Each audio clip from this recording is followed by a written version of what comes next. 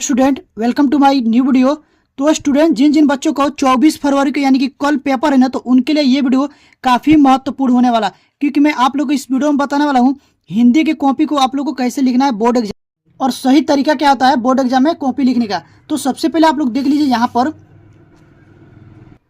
तो स्टूडेंट ये है आप लोग का 2025 का हिंदी का वायरल पेपर, और ये कोड है आप लोग का 823। इसको याद रखना है 823HA, ठीक है ना। और यहाँ पर आप लोगों को पेपर में दिया रहेगा अनुक्रमांक, तो आप लोग को अनुक्रमांक भर देना है और यहाँ पर नाम लिख लेना है, और उसके बाद यहाँ पर आप लोग को सिग्नेचर करा लेना है। और देखिए इतना काम करने के बाद आप लोग को यहाँ पर देखिए ये कॉपी है, आप लोग को जो बोर्ड एग्जाम में आप लोग को कॉपी मिलता है ना, उसका ये बोर्ड एग्जाम का कॉपी का फ्रंट पेज है। और इस फ्रंट पेज को मैं आप लोगों को बताऊंगा किस तरह से भरा जाता है और भरने का सही तरीका क्या होता है। देखिए स्टूडेंट, अगर आप लोग का कॉपी तभी जांच होगा फ्रंट पेज को सही सही भरे होंगे। अगर यहाँ पर आप लोग कुछ गलती करके आते हो तो समझ लीजिए आप लोग अंदर में कुछ भी लिखे हो, यहाँ पर कितना भी अच्छा से लिखे हो ना, लेकिन अगर आप लोग का ये फ्रंट पेज अगर गलत हो गया तो समझिए आप लोग का कॉपी रद्द हो जाएगी। तो आप लोग को जो फ्रंट पेज है उसको अच्छे से भरना है। तो स्टूडेंट देख लीजिए ये है आप लोग का वायरल पेपर, और मैं आप लोग को इसी वायरल पेपर से बताऊंगा इस फ्रंट पेज को भरा जाता है, ठीक है ना। तो सबसे पहले देखिए ये जो आप लोग को फ्रंट पेज में आएगा कॉपी का, तो स्टूडेंट यहाँ पर पहला में दिया रहेगा परीक्षार्थी का अनुक्रमांक अंकों में लिखना है, और दूसरा नंबर में दिया गया परीक्षार्थी का अनुक्रमांक शब्दों में लिखना है। बाकी देखिए 3 नंबर में आएगा विषय एवं प्रश्न पत्र। तो विषय और प्रश्न पत्र में आप लोगों को 3 ऑप्शन रहेगा, ठीक है ना। पहला में रहेगा विषय, और दूसरा में रहेगा प्रश्न पत्र, और तीसरा में रहेगा प्रश्न पत्र पर अंकित संकेतक। तो ये जो आप लोग को 3 है ना, तो इसमें बहुत से बच्चे गलती करके आते हैं, तो आप लोग को वो गलती नहीं करना है, ठीक है ना। तो मैं आप लोग को बताऊंगा कि इसको कैसे भरा जाता है, तो वीडियो में बने रहे और वीडियो को अंत तक देखते जाइए, तभी आप लोग को समझ में आएगा। उसके बाद देखिए आगे आएंगे तो यहाँ पर 4 नंबर में लिखेगा परीक्षा का दिन लिखना है, तो परीक्षा का दिन यहाँ पर लिख देंगे, ठीक है ना। और उसके बाद 5 नंबर में आएगा परीक्षा का तिथि एवं पाली। तो इसमें भी बहुत से बच्चे गलती क्या करके आते हैं, तिथि को गलत तरीके से लिखते हैं और पाली में भी गलती करके आते हैं। तो वो गलती आप लोग को नहीं करना है, आप लोग को यहाँ से समझ कर फिर उसके बाद जाना है बोर्ड एग्जाम में कॉपी लिखिएगा, ठीक है।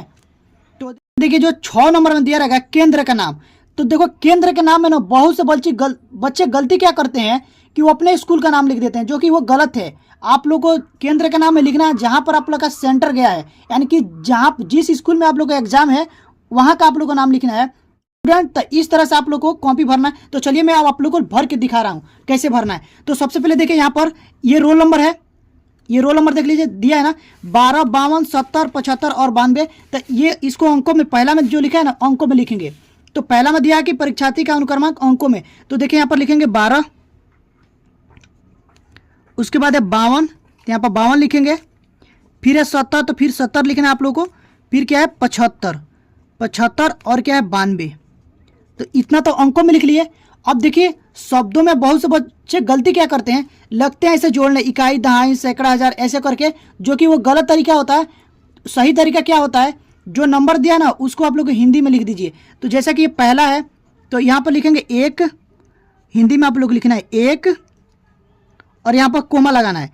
फिर लिखेंगे 2, 2 है तो 2 लिखेंगे, और फिर कोमा लगाएंगे। फिर क्या है 5, तो यहाँ पर लिखना है आप लोग को 5, फिर कोमा लगा देना है, फिर है 2।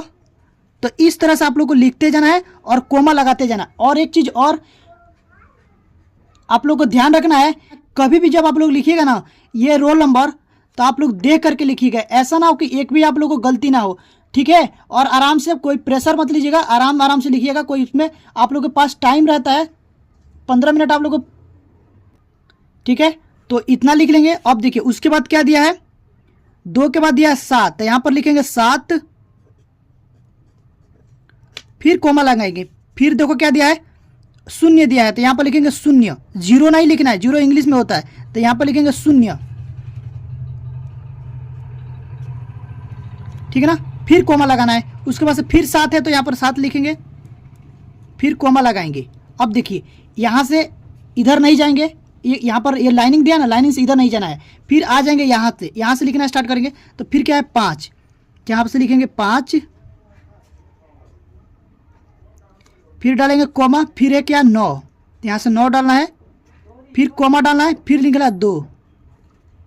तो इस तरह से बाकी देखिए यहाँ पर दिया है विषय, तो विषय में आप लोग को लिखना है हिंदी। यहाँ पर देखिए दिया ना हिंदी, तो आप लोग को हिंदी लिखना है, तो यहाँ से लिखेंगे हिंदी,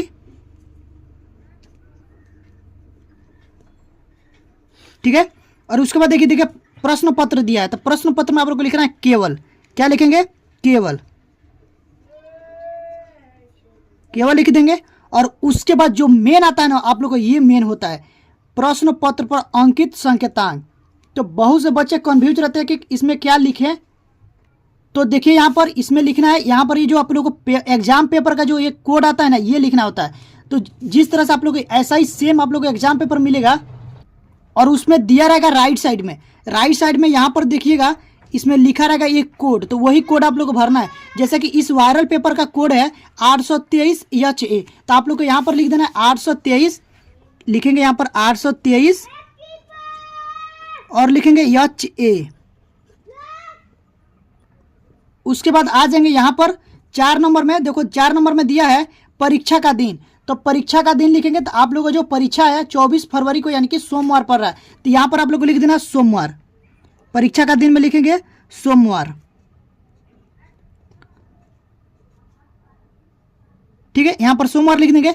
और उसके बाद से जो 5 नंबर में दिया है वो दिया कि परीक्षा का तिथि एवं पाली, तो इसमें आप लोग को तिथि लिखना है। तो देखिए तिथि कैसे लिखेंगे, देखिए ऐसे लिखेंगे, यहाँ पर लिखेंगे 24 डैश लगाएंगे, फिर लिखेंगे 02 क्योंकि फरवरी में एग्जाम है आप लोगों को, तो 02 लिखना है और डैश लगा फिर यहाँ पर लिखेंगे 2025 लिख देंगे। उसके बाद ऐसे आप लोग को ओपन ब्रैकेट करना है और उसमें लिखेंगे प्रथम पाली। अगर आप लोग हाई स्कूल के स्टूडेंट हो तो आप लोग को प्रथम पाली लिखना है, और आप लोग इंटर का स्टूडेंट हो तो आप लोग को द्वितीय पाली लिखना है। क्योंकि जो हाई स्कूल का एग्जाम होता है वो मॉर्निंग में होता है और इंटर का एग्जाम होता है यानी कि 12वीं के जो एग्जाम होगा वो आप लोग को इवनिंग में होगा, तो आप लोग को लिखना है द्वितीय पाली, और हाई स्कूल के एग्जाम के लिए प्रथम पाली। तो मैं आप लोग को हाई स्कूल के एग्जाम के लिए बता रहा हूँ 24 तारीख को, तो उसमें आप लोग को लिखना है प्रथम पाली, तो इसमें लिख देंगे प्रथम पाली।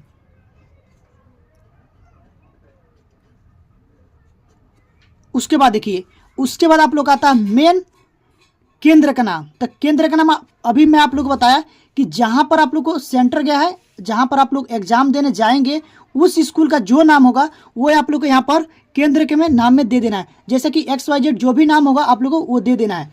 तो मान के चलिए मैं अपने स्कूल का नाम यहाँ पर दे देता हूँ, मान लीजिए यहाँ पर लिखता हूँ नाज, ठीक है, और अपने मेरे चैनल का नाम लिख दे रहा हूँ नाज ऑनलाइन क्लासेस,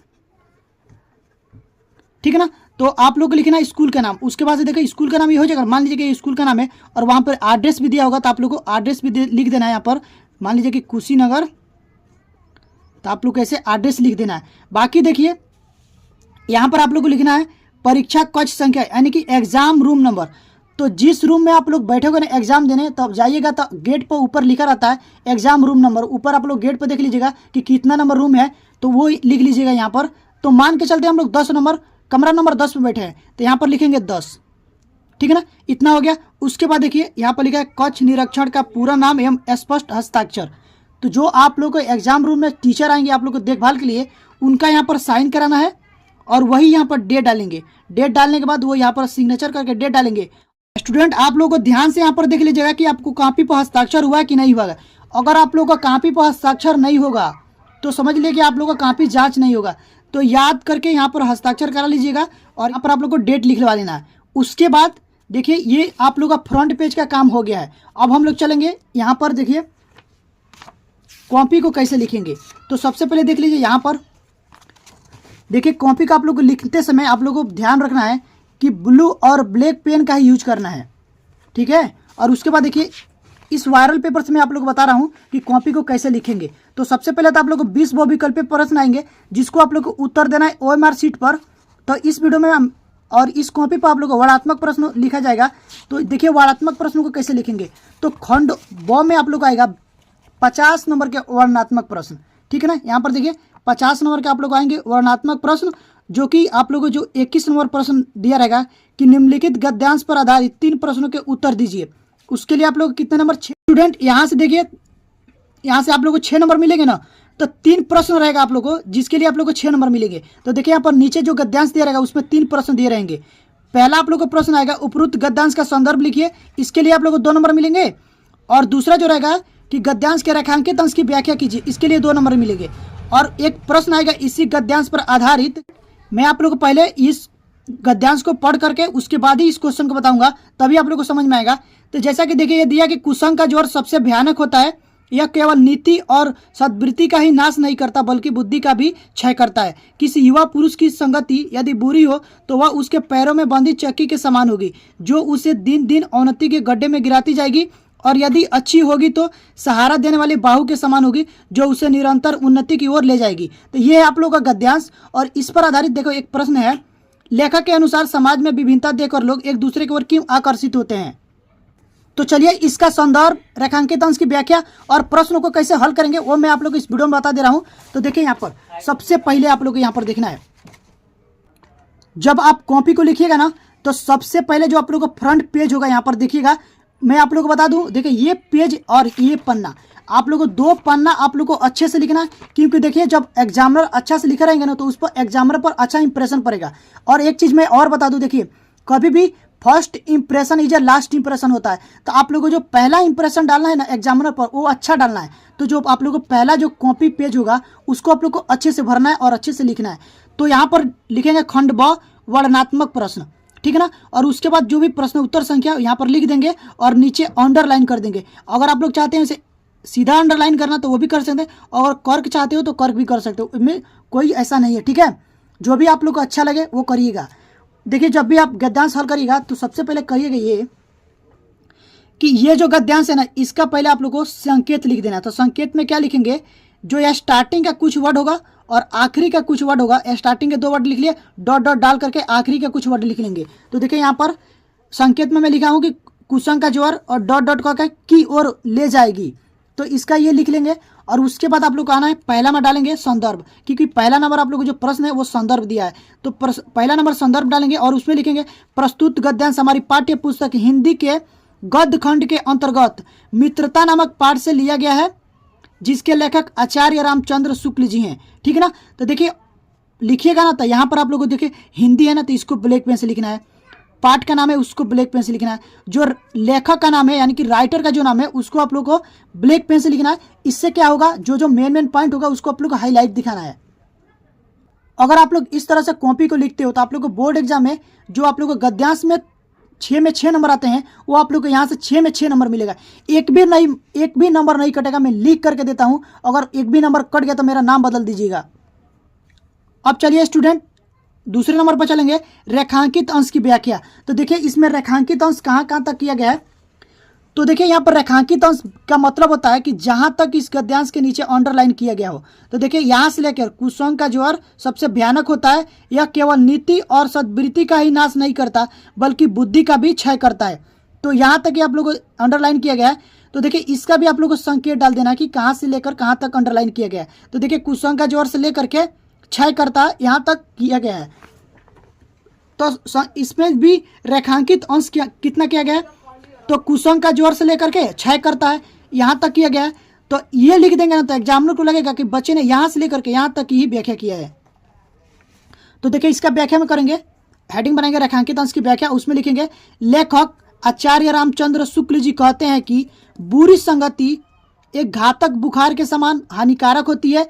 जिस तरह कोई व्यक्ति जहर से बुरी तरह ग्रसित हो जाता है और उसके शरीर एवं स्वास्थ्य को नष्ट कर देता है तथा कभी कभी प्राण भी ले लेता है, ठीक उसी प्रकार बुरी संगति हमारी नैतिकता, सदाचार, मन और बुद्धि को भी नष्ट कर देता है। तो इस प्रकार से आप लोगों को ये लिखना है आप लोगों का गद्यांश। और उसके बाद देखिए एक प्रश्न आएगा।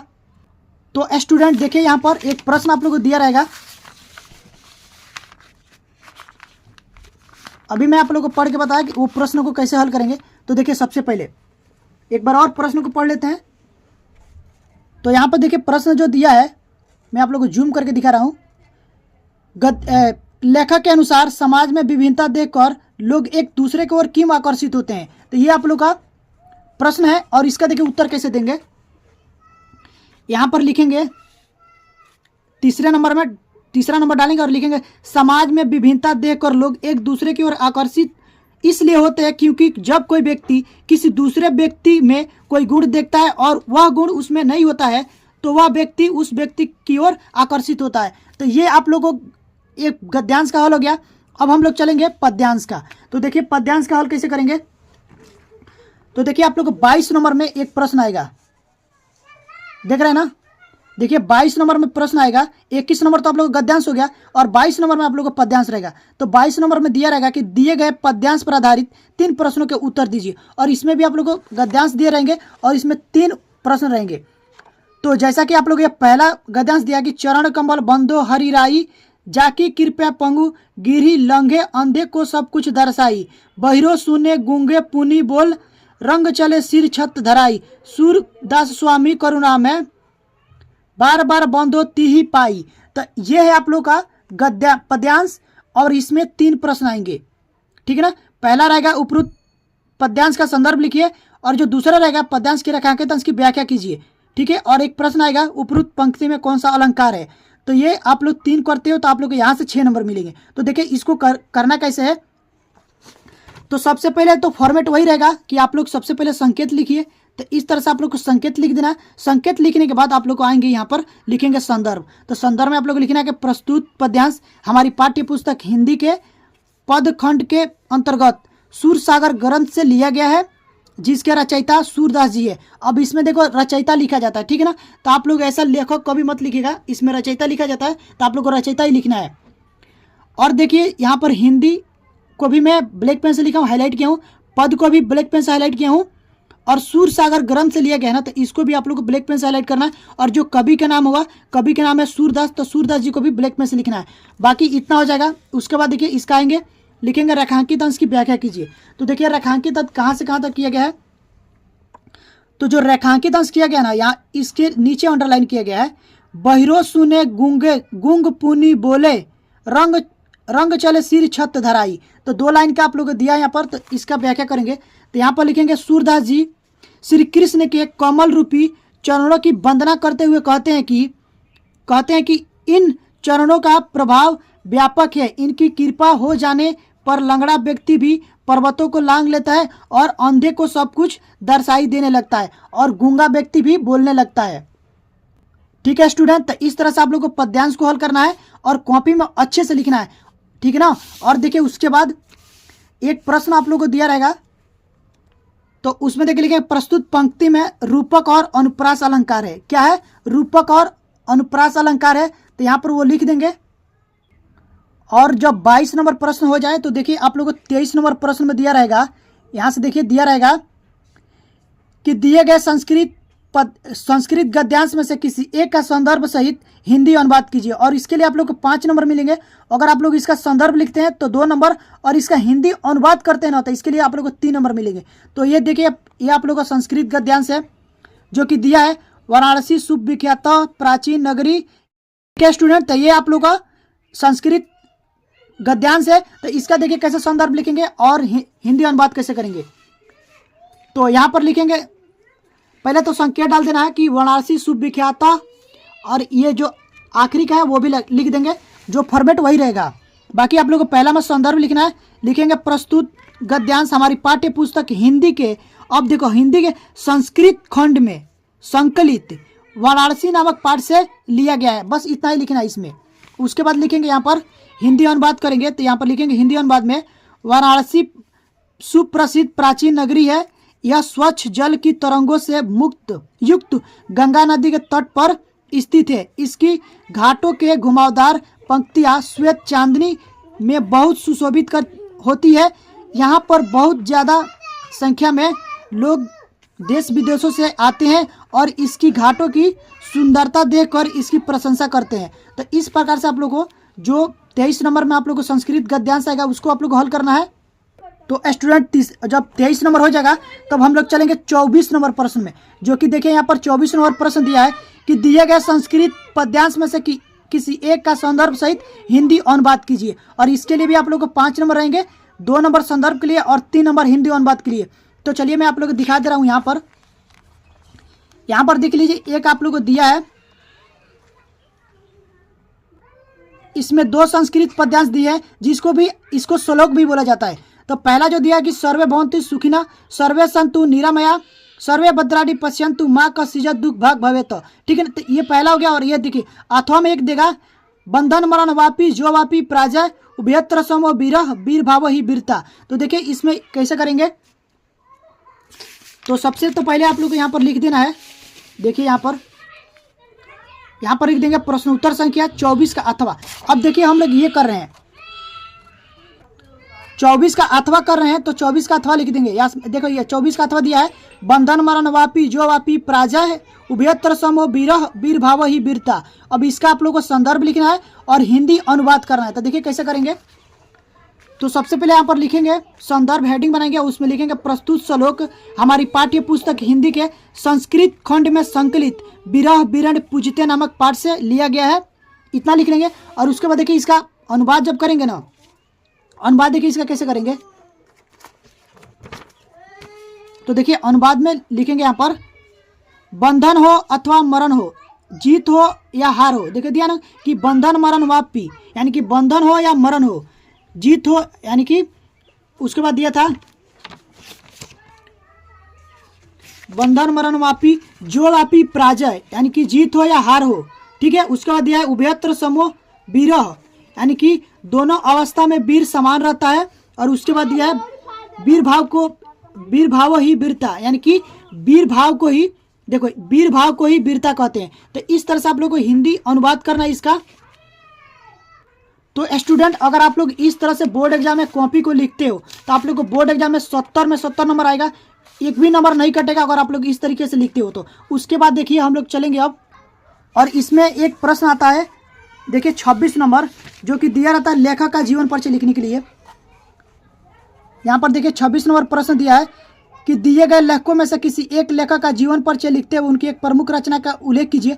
तो मैं आप लोगों को जीवन परिचय भी बता दे रहा हूँ कि कैसे लिखना है बोर्ड एग्जाम में, और ये जीवन परिचय होगा आचार्य रामचंद्र शुक्ल जी का। ठीक है ना। तो देखिए यहाँ पर सबसे पहले तो आप लोग को यहाँ पर लिखना है प्रश्न उत्तर संख्या 26, और 26 का क है तो क लिखेंगे, और पहला में हेडिंग बनाएंगे आचार्य रामचंद्र शुक्ल। उसके बाद जीवन परिचय कभी भी आप लिखिएगा ना बोर्ड, ठीक है ना, बोर्ड एग्जाम में, तो पहले संक्षिप्त परिचय डाल दीजिएगा, एक डब्बा बना के संक्षिप्त परिचय डाल देंगे, और उसमें लिखेंगे देखो नाम, पिता का नाम, गांव का नाम, जन्म सन और मृत्यु सन और रचना।